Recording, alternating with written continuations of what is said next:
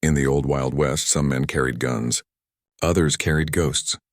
But one cowboy carried both, until a woman with fire in her eyes made him choose which one he'd lay down first. Welcome to HQ Infinite Stories, where every tale rides through dust, danger, and the beating heart of the frontier. The sun bled across the Arizona horizon, painting the hills gold and crimson. A lone rider moved through the silence, his shadow long, his purpose unknown. That was Colby Reeves. Folks said his Colt 45 was faster than lightning and twice as cold. He rode with no home, no prayer, just the weight of his past and the whisper of his name in every saloon from Texas to Tombstone. But that changed the day he rode into Apache Ridge. Smoke curled against the sky. What was once a village now lay in ashes. Colby reined in his horse, boots sinking into the scorched ground. Then he saw her, standing amidst the ruin, face streaked with ash, eyes dark as midnight.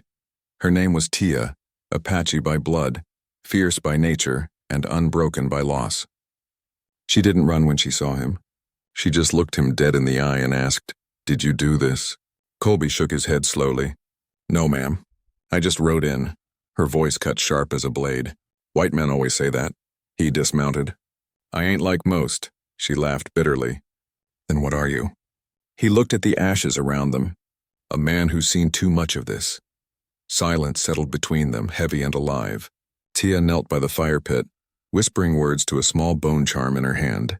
Colby didn't know her language, but he understood grief. He offered his canteen. She hesitated. "You think water washes away what your people did?" He sighed.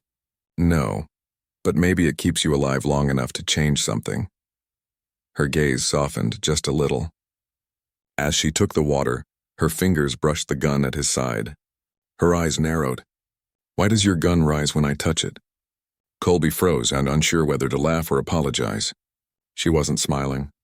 "You men," she said softly, "you love your guns more than your lives. You call them justice, but all they bring is death." Colby looked down at the weapon that had saved him and damned him both. "Out here," he said quietly, "a gun decides if a man wakes up tomorrow." She straightened, proud and unyielding. "Then maybe your world is broken." That night they shared the silence by a dying fire.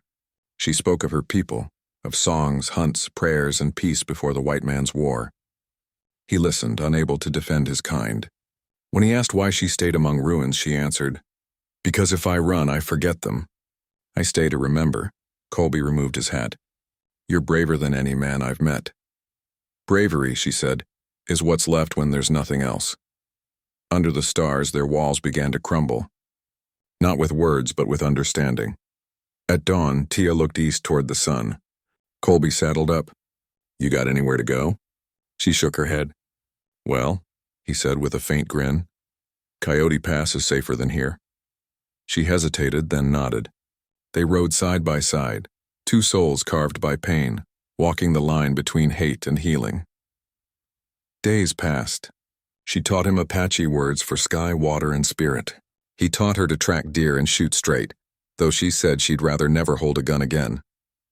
One evening, as they rested by a creek, she asked, "Why do you still carry that thing, and even when you sleep?" Colby sighed. "Because this world don't forgive mistakes." "Or maybe," she said, "you don't trust anyone, not even yourself." He looked at her then, really looked, and felt something stir that had nothing to do with survival. Their path led to an abandoned ranch. They fixed the roof, fetched water, and found a kind of peace. But peace never lasted long in the West. One morning, smoke rose on the horizon, the riders coming fast. "Get inside," Colby said. "Who are they?" "Men looking for me." Tia's jaw tightened. "You said you were done with the gun." "I am," he said, buckling his holster. "But they ain't." The shootout came swift and brutal. When the dust cleared, only Colby and Tia stood breathing. He dropped his weapon, chest heaving. "That's it. No more." Tia's eyes glimmered. "You kept us alive." "I kept the killing alive," he muttered. "Then let it die with them," she said softly. Colby walked to the well, opened his hand, and let the revolver fall. The splash echoed like the closing of a chapter. Tia stepped beside him. "What will you do now?" He smiled faintly. "Maybe learn to live without ghosts." "Then maybe I'll stay," she whispered, "to see if you can." Days turned into weeks. The land healed. The seeds they planted began to grow. Tia laughed again, a sound that carried farther than the gun ever did. And Colby's heart, once made of iron, began to remember warmth. One evening, beneath a sky bleeding orange and gold, Tia asked him, "So, Cowboy, why does your gun rise when I touch it?" He chuckled softly, taking her hand. "Ain't no gun left to rise, darlin'. Only a heart that finally remembers what it's for." She smiled. "Then maybe the spirits were right. What did they say?"